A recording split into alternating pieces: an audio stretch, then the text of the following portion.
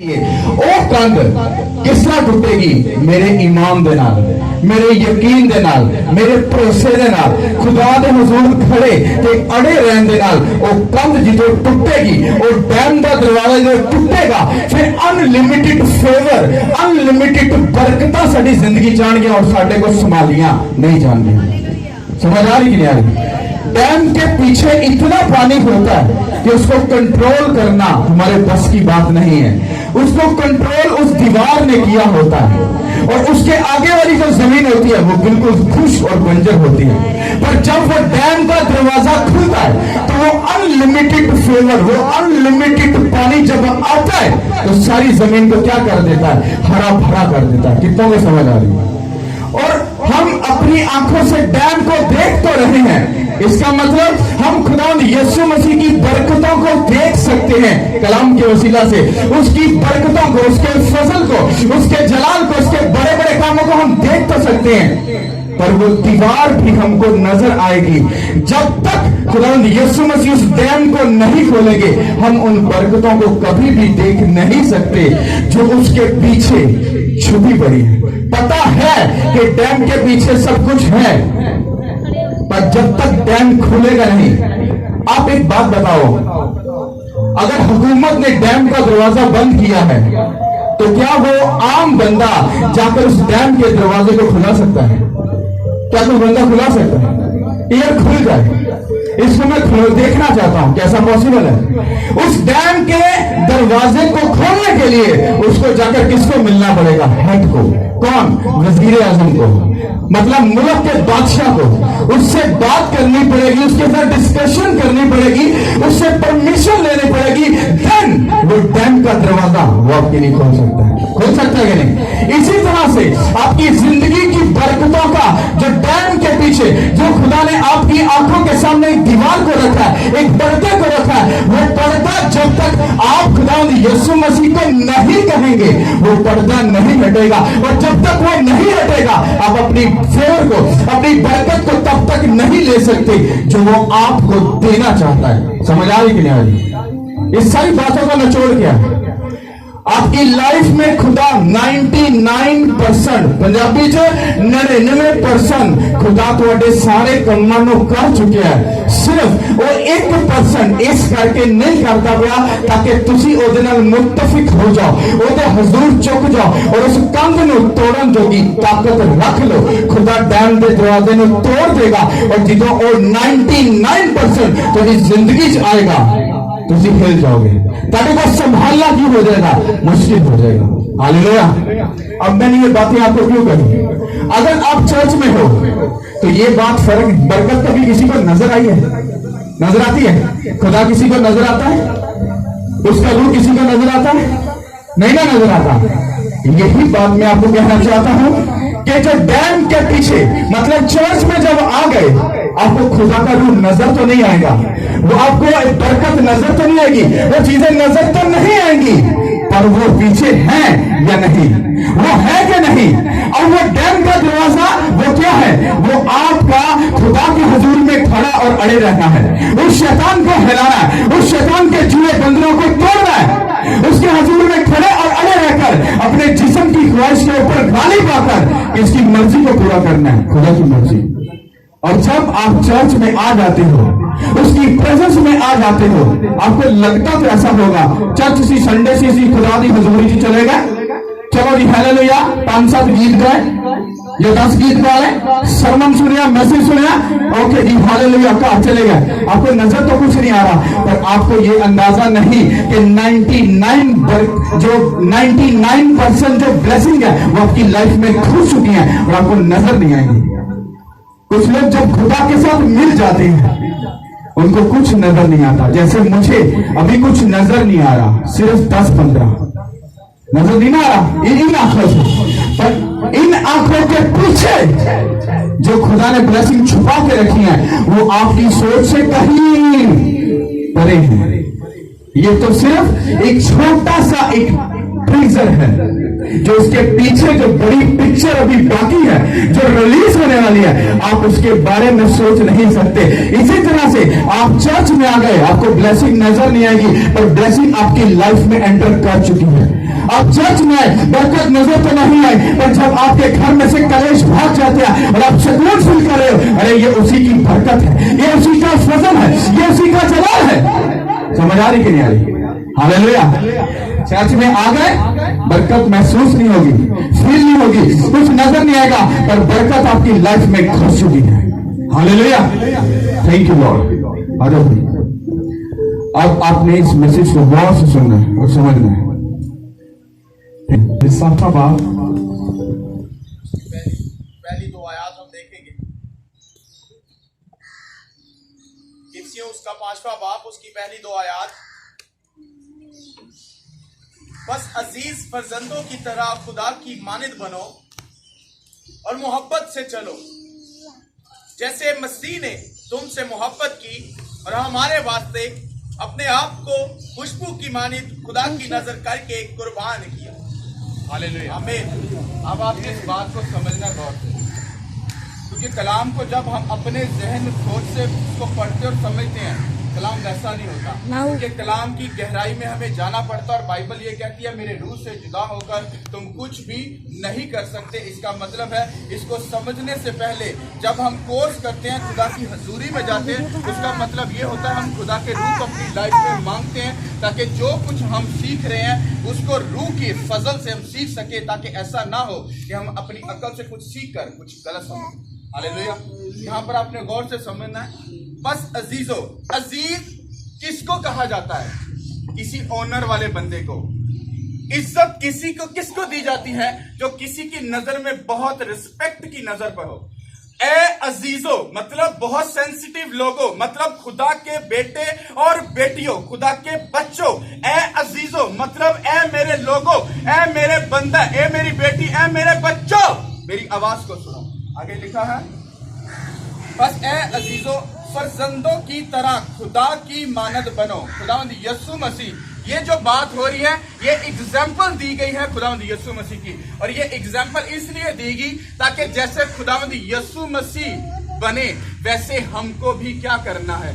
बनना है। हालेलुया। अब वहां पर जब लिखा है ए अजीज, मतलब ए अजीज फर्जंदो, खुदा की मानद क्या करो, उसके फर्जंदों की मानद क्या बनो, खुदा की मानद बन जाओ। अब यहां पर बात क्या हो रही? जब खुदावंद यीशु मसीह जमीन पर आए तो वो किसके फर्जंद बन के आए? किसके? बाप के। आपको समझना है इस बात को। बाप ने बेटे को अजीज जानकर नीचे भेजा, फर्जंद जानकर, अपना फर्जंद जानकर नीचे भेजा। और खुदावंद यीशु मसीह किसकी मानद चले? अपने बाप की मानद। उसने कहा जिसने बाप को देखा उसने मुझे देखा, जिसने मुझे देखा उसने बाप को देखा। उसने कहा बाप और मैं, हम दोनों एक हैं। इसका मतलब जब खुदावंद यीशु मसीह अजीज होकर जब उसके फर्जंद बनकर जमीन पर आए, तो अपने बाप की मानद बनकर उन्होंने जमीन पर रहकर सब कामों को क्या किया? पूरा किया। अब ये खुदावंद यीशु मसीह की एग्जाम्पल किसको दी जा रही है? ये हम लोगों को दी गई है कि ए अजीजों, मैं आपसे बात कर रहा हूं, ए खुदा की बेटियों, मैं आपसे बात कर रहा हूं कि आप लोग खुदा के फर्जंद बनकर उस खुदा के जैसे बन जाओ, जैसे खुदावंद यीशु मसीह बाप का बेटा बनकर जमीन पर आया और बाप के सब कामों को पूरा किया और खुदा बाप की दाहिनी तरफ बैठा। इसी तरह से आप लोग भी उसके अच्छे फर्जंद बनकर, उसके जैसे बनकर उसके दाहिनी तरफ क्या करो? बैठ जाओ। अब अजीज उसको जाना जाता है जो सब फरमाबरदारियों को पूरा करता है, जो सब कामों को पूरा करता है। और फर्जंद किसको कहते हैं? जब एक बेटा अच्छा फरमाबरदार है, हुक्म को मानने वाला है, इज्जत और ऑनर करने वाला है, तो अपने बाप का अच्छा फर्जंद है। हालेलुया। अजीज आपको बोला गया और फर्जंद भी आपको बोला गया। आपको समझ आ रही है? हालेलुया। आगे हम देखते हैं। और मोहब्बत से चलो। खुदावंद यीशु मसीह, खुदावंद यीशु मसीह कोई मजहब नहीं है, मसीहत कोई मजहब नहीं है, ये एक मोहब्बत है। खुदावंद यीशु मसीह नीचे सिर्फ मोहब्बत बनकर आए। खुदावंद यीशु मसीह पर ईमान लाने से, उनको खुदावंद खुदा मानने से कोई भी बंदा, उसकी जात पर कोई भी प्रॉब्लम नहीं आएगी, बल्कि वो एक ऐसी लोकेशन में, ऐसी जिंदगी में चला जाएगा जो हमेशा की क्या है, जिंदगी है। और खुदावंद यीशु मसीह ने, जब हम उसके ताबे हो जाते हैं, अपने आप को उसके हाथों में दे देते हैं, तो हम अपनी जिंदगी में एक ऐसे मसा और ग्रेस को देखते हैं। खुदावंद यीशु मसीह नीचे क्या बनकर आए, मोहब्बत। बाप ने बेटे को भेजा अपना अजीज और फर्जंद जानकर। अब खुदावंद यीशु मसीह ने हमको दुनिया में भेजा अजीज और फर्जंद जानकर। जैसे बेटा नीचे आकर मोहब्बत में चला और मोहब्बत का मैसेज डिलीवर किया, इसी तरह से खुदा हम लोगों को भी यही बोल रहा है कि मोहब्बत में चलो। मोहब्बत में चलो का मतलब है कि आप लोग, अगर मैं, हमारे अंदर सब कुछ हो, हम पहाड़ों को हटा दें और मुर्दों को जिंदा कर दें, कोड़ियों को पाक साफ कर दें, पर हमारे अंदर अगर मोहब्बत नहीं, हम ठनठनाता पीतर और छनछनाती क्या है, झांझ है। हमारे अंदर कुछ भी नहीं, हम सिर्फ फेक। अगर मैं सब कुछ कर लूं और मैं दिल में नफरत रखूं और मेरे अंदर मोहब्बत ना हो, तो मैं असली पादरी नहीं बल्कि नकली पादरी हूं। समझ आ रही कि नहीं आ रही? अगर मैं खुद पे ये बात बोल रहा हूं तो मैं आपको भी यही कहूंगा, अगर आप सब कुछ कर लो और आपके अंदर मोहब्बत ना हो तो यू आर अ फेक, आप झूठे हो। समझ आ रही है? उसने क्या कहा, ए अजीजो, ये आपसे बात हो रही है, ए मेरे खुदा के फर्जंदो, मतलब उसके बेटे बेटियों, क्या करो, खुदा के जैसे बनकर, उसकी मोहब्बत में कायम होकर, उस मोहब्बत में चलो। जैसे बेटा जमीन पर रहकर उस मोहब्बत में चला और खुदा बाप के दाहिनी तरफ बैठा। समझ आ रही कि नहीं आ रही? हालेलुया। और आगे लिखा है, जैसे मसीह ने तुमसे मोहब्बत की और हमारे वास्ते अपने आप को खुशबू की मानद खुदा की नजर करने के लिए कुर्बान किया। कितनों को समझ आ रही? अब यह एक बड़ी सेंसिटिव बात है।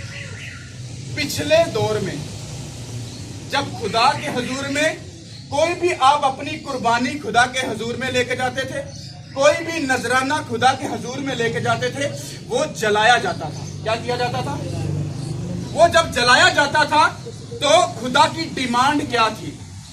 उस कुर्बानी को, उस हदियों को कबूल करने की डिमांड यह होती थी कि जब वो नजराना जलाया जाएगा, उसका धुआं बिल्कुल स्ट्रेट सीधा हवा में, सीधा आसमान में जाएगा और खुदा उस धुएं के ऐसे खुशबू को लेगा और देन उसकी कुर्बानी कबूल होगी। इतनी सख्त किस्म की कुर्बानी को कबूल करने की डिमांड थी। आज तो चुप करके क्या कटिया, लो जी पादरी साहब, छोड़ो जी।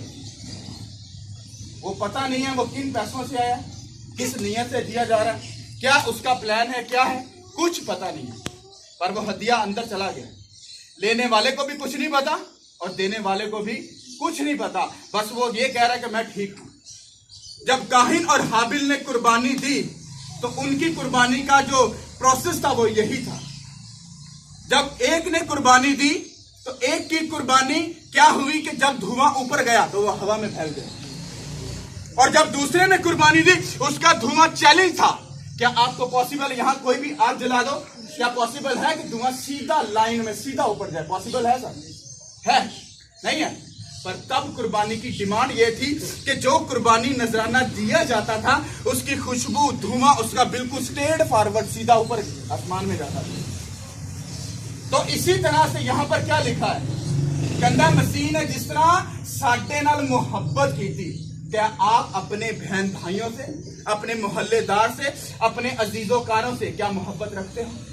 क्या रखते हो मोहब्बत? उसने आपको अजीज नहीं कहा, अपने फर्जंद नहीं कहा, अपने बेटे बेटियां नहीं कहा, मोहब्बत में चलने की इंस्ट्रक्शन तुमको नहीं दी। क्या उसने कहा मोहब्बत में चलो? क्या तुमको चलना या नहीं चलना?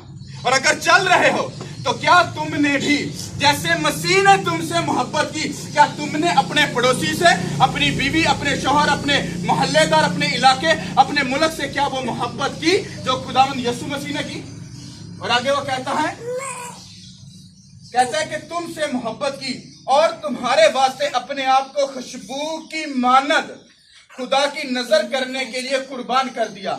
क्या आज तक आप लोगों ने क्या अपने आप को खुदा को क्या डेडिकेट किया? डेडिकेट करने का मतलब क्या अपने आप को खुदा को दिया? कितनों ने खुदा को दिया अपना? वो अपना हाथ उठाए। ओके, आपने दे दिया। अब यहां पर अपने आप को देने का मतलब है अपने आप को उस मज़बा के ऊपर रखकर उसकी कुर्बानी का धुआं अगर ऊपर आसमान में नहीं गया तो इसका मतलब है कि आप सच्चे नहीं, आप झूठे हैं। आपने कोई अपने आप को खुदा को नहीं दिया। इसका मतलब क्या है? अब ऐसा तो होगा नहीं किसी इंसान को जलाकर उसको लिटाकर उसको जला दिया जाए, उसका ऐसा नहीं। अब ऐसी बात नहीं कर रहा। यहां पर क्या है? वो आपके बातन की सच्चाई को क्या करता है? पसंद करता है। वो आपके अंदर की रूह की सच्चाई को क्या करता है? पसंद करता है। और जब आप अपने आप को रूह और सच्चाई से खुदा को देते हो तो सिर्फ ये खुदा ही जानता है कि आप कितने सच्चे और कितने वफादार हो।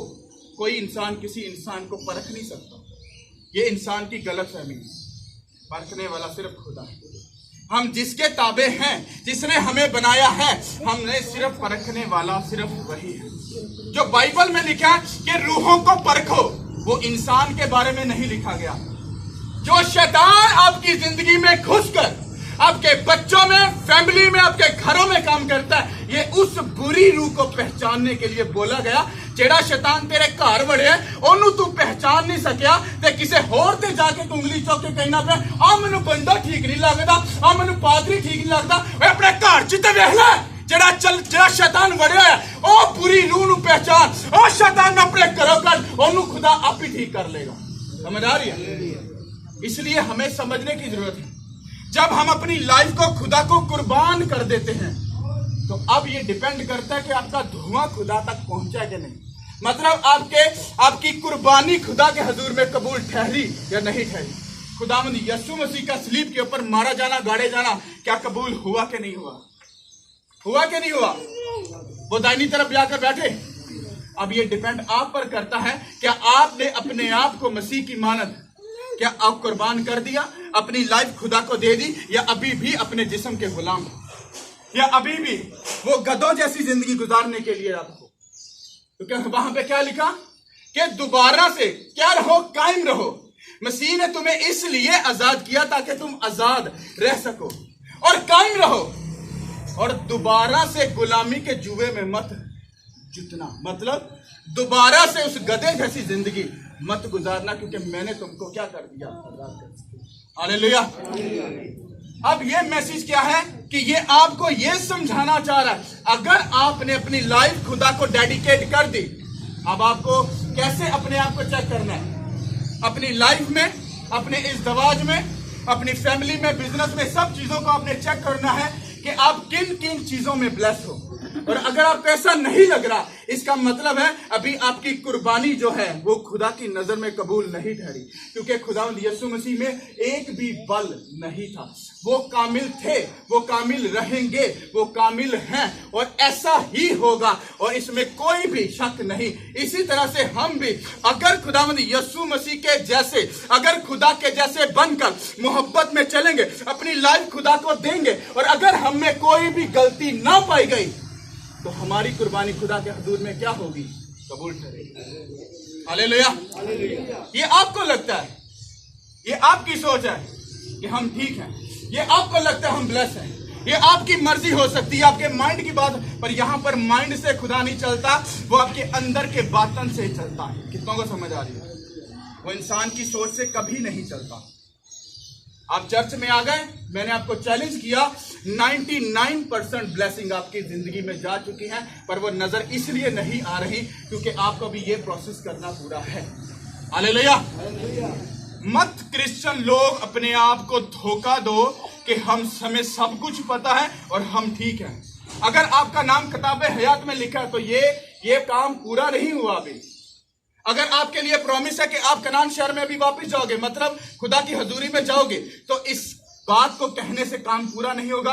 हमको बीच के प्रोसेस को पूरा करना पड़ेगा। और अगर आप कहते हो कि हम निजात याफ्ता हैं, मसीह ने बस कह दिया, तो फिर खुदा भी सब कुछ मुंह से कहकर सब चीजों को क्लियर कर सकता था, पर उसने अपने बेटे को जमीन पर भेजकर उसको लानती मौत दी। उसके हाथों में कील ठुके, उसके पांव में कील ठुके, कांटों का तार। ये क्यों सब कुछ हुआ? क्योंकि ये हमें सिखाने के लिए था कहीं हम अपने आप को लेजी समझकर और अपने आप में सियाने बनकर किसी गलत फहमी में जिंदगी मत गुजारें। हालेलुया। समझ आ रही कि नहीं आ रही? अगर आप लोगों को इस बात की समझ आ गई तो विक्ट्री आपकी है। आप खुदावंद के क्या हो? फर्जंद हो। आप उसकी नजर में अजीज हो। अब आपको किसके मुताबिक चलना है? किसके मानिद बनना है? खुदा की मानद। ये बाइबल कह रही, मैं नहीं कह रहा। अगर आपको मसीह की मानद, खुदा बाप की मानद बनना है, फिर आपको उस जैसे बन के फिर मोहब्बत में चलना भी है। मोहब्बत यही नहीं मारती, मोहब्बत भूलती नहीं, मोहब्बत सब कुछ बर्दाश्त कर लेती। मोहब्बत क्या करती है? आपको एक ऊपर वाले लेवल पर लेकर जाती है। और मोहब्बत नहीं है सब कुछ झूठ और सब कुछ फेक है। हालेलुया। ये बात याद रख लो। अब आपको मसीह के जैसा बनकर, अगर के पादरी साहब सारे एंटी कंधे ने ये है तो वो आपकी सोच है। ये सारे कहते जो ਤੁਹਾਨੂੰ ਅਜੇ ਤੱਕ अकल नहीं आई ਤੇ ਫਿਰ ਤੁਸੀਂ ਗੁਲਾਮੀ ਦੇ ਜੂਏ ਦੇ ਵਿੱਚ ਹੀ ਬੰਨੇ ਰਹੋ ਔਰ ਗਧੇ ਬਣ ਕੇ ਬੋਝ ਨੂੰ, ਗੁਲਾਮੀ ਦੇ ਨੂੰ, ਬਿਮਾਰੀਆਂ ਨੂੰ, ਦੁੱਖਾਂ ਨੂੰ, ਤਕਲੀਫਾਂ ਨੂੰ ਬਹਿ ਕੇ ਆਪਣੀ ਸਾਰੀ ਜ਼ਿੰਦਗੀ ਗੁਜ਼ਾਰਦੇ ਰਹੋ। सिर्फ और पिछों डंडा शैतान मारता रहेगा और गधे बन के फिरते रहो, कोई फर्क नहीं पड़ता। जाओ। ये आप पर डिपेंड करता है कि आपने उस गुलामी से बाहर आकर एक बब्बर शेर जैसी जिंदगी जीनी है या अपनी जिंदगी को उस शैतान के हाथों में देकर अपने आप को बिल्कुल नीचे गिरा देना। हालेलुया।